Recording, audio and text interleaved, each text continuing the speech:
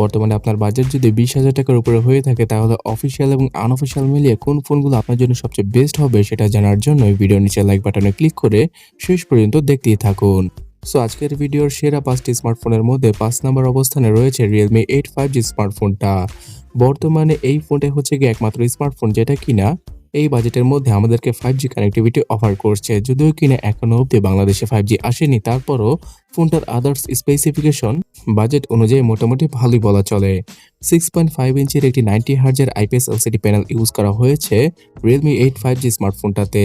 আর এই ফোনটাতে থাকছে Android 11 এর পাশাপাশি Realme UI 2.0, আগামীতে Realme UI 3.0 আর Android 12 এর আপডেটও আসবে Realme 8 5G স্মার্টফোনটিতে। MediaTek Dimensity 700 5G SoC কে ইউজ করা হয়েছে ফোনটার 5G কানেক্টিভিটির জন্য আর অন্যান্য সকল টাস্কগুলোকে খুব ইজিলি হ্যান্ডেল করার জন্য। এছাড়া 8GB RAM আর 128GB ইন্টারনাল মেমোরির সাথে আসে বাংলাদেশের মার্কেটে Realme 8 5G স্মার্টফোনটা। ফোনটার পেছনে পাওয়া যাবে 48 মেগাপিক্সেলের ট্রিপল ক্যামেরা সেটআপ, সামনে থাকছে 16 মেগাপিক্সেলের সেলফি, 5000 mAh এর battery, side mounted fingerprint scanner আর 18 ওয়াটের চার্জিং স্পিডের সাথে আসে Realme 8 5G স্মার্টফোনটি। সো বর্তমানে যারা কিনা ভবিষ্যতের কথা চিন্তা করে স্মার্টফোন কিনতে চাইছেন তাদের জন্য Realme 8 5G স্মার্টফোনটা। এছাড়া বাজেট অনুযায়ী ফোনটার প্রসেসর এবং ক্যামেরা মোটামুটি ভালোই বলা চলে। বর্তমানে বাংলাদেশের মার্কেটে 22,990 টাকায় অফিসিয়ালভাবে আপনারা Realme 8 5G স্মার্টফোনটাকে পারচেস করতে পারবেন। এছাড়া বিভিন্ন লোকাল শপে অথবা ডিসকাউন্টের মাধ্যমে 21,000 টাকায়ও এই ফোনটাকে পাওয়া যায়। তবে বন্ধুরা, আপনারা যদি এই বাজেটের মধ্যে একটা গেমিং স্মার্টফোন খুঁজছেন যেটা দ্বারা কিনা আপনারা ইচ্ছামতো গেম খেলতে পারবেন, তারা আমাদের এই তালিকার 4 নাম্বার স্মার্টফোনটা কিনতে পারেন চোখ বুজে। আর তার নাম হচ্ছে গিয়ে Poco X3 Pro। তবে হ্যাঁ, আমি এখানে আপনাদের অবশ্যই সাজেস্ট করব যে Poco X3 Pro স্মার্টফোনটার ইন্টারন্যাশনাল ভেরিয়েন্টটা পারচেস করার জন্য, বিকজ সেখানে বাগ ফ্রি সফটওয়্যার এক্সপিরিয়েন্স, তার সাথে লং টার্মে ইউজ করার জন্য ভালো মানের হার্ডওয়্যার রয়েছে।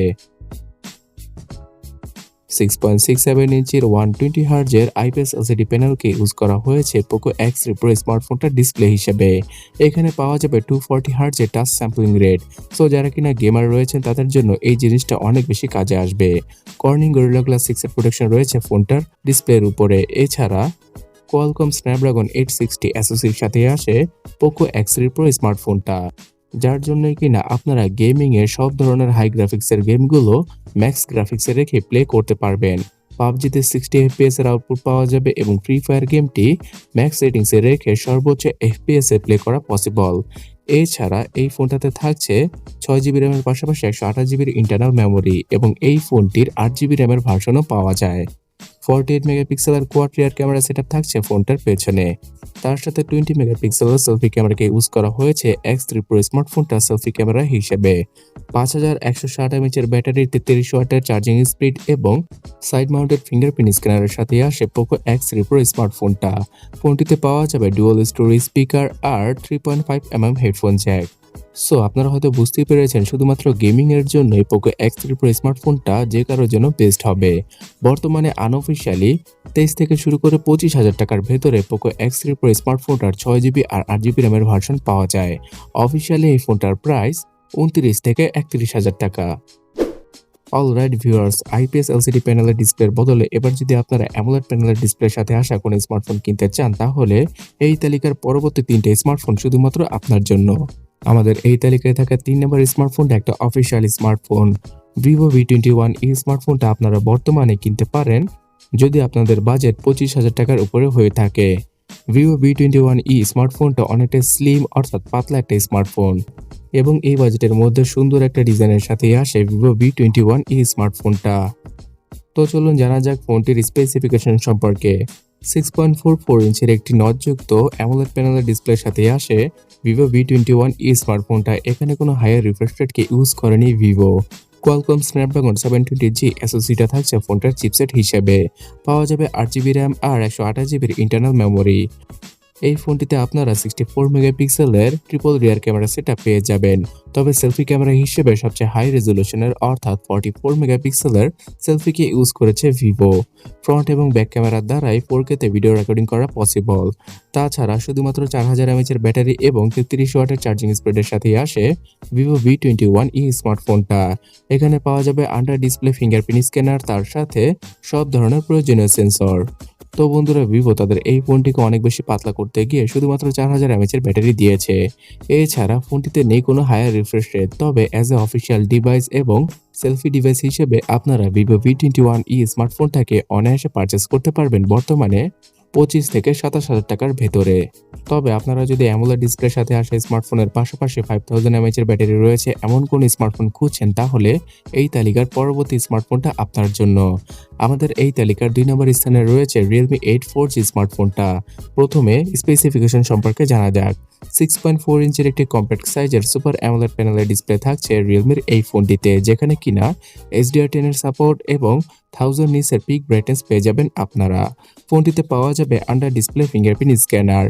এছাড়া MediaTek G95 SoCটা থাকছে ফোনটার চিপসেট হিসাবে, যেটা কিনা মোটামুটি মিড বাজেট ক্যাটাগরির একটা গেমিং প্রসেসর।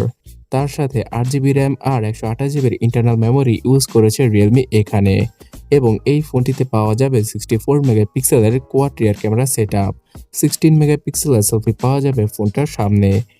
আর পাওয়ার ব্যাকআপ দেওয়ার জন্য 5000 এর ব্যাটারি, তার সাথে 30 ওয়াটের চার্জিং স্পিডটা ইউজ করেছে রিয়েলমি এখানে, যার মাধ্যমে কিনা 1 ঘন্টা 15 মিনিটেই ফোনটাকে ফুলি চার্জ করা পসিবল।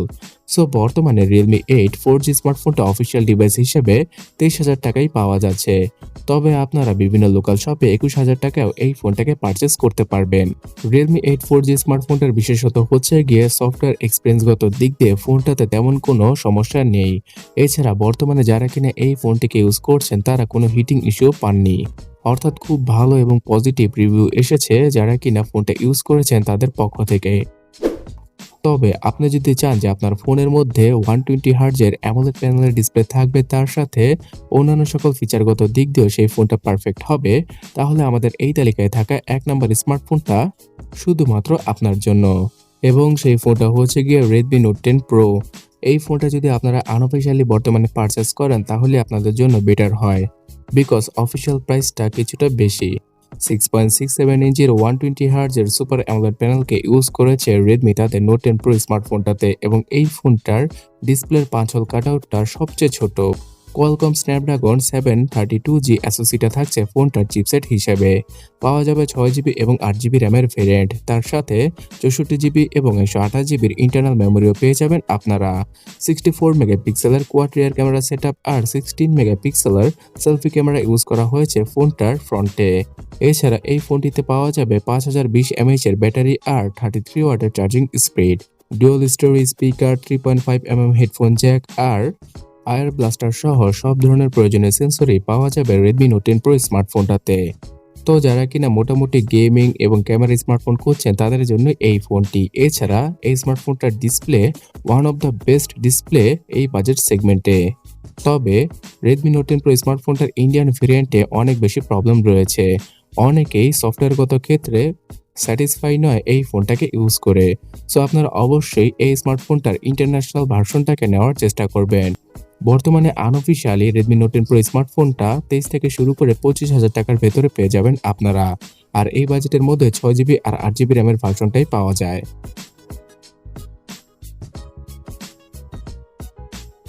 তাছাড়া আপনারা যদি বর্তমানে জানতে চান যে 15 থেকে 20,000 টাকার ভেতরে কোন ফোনগুলো অফিসিয়ালি এবং আনঅফিসিয়ালি আপনার জন্য বেটার হবে, তাহলে এই ডান পাশের ভিডিওটাতে ক্লিক করুন অথবা কমেন্ট সেকশনটা চেক করুন। ভিডিও ভালো লাগলে লাইক, শেয়ার এবং সাবস্ক্রাইব করতে ভুলবেন না যদি আপনি না করে থাকেন। ধন্যবাদ।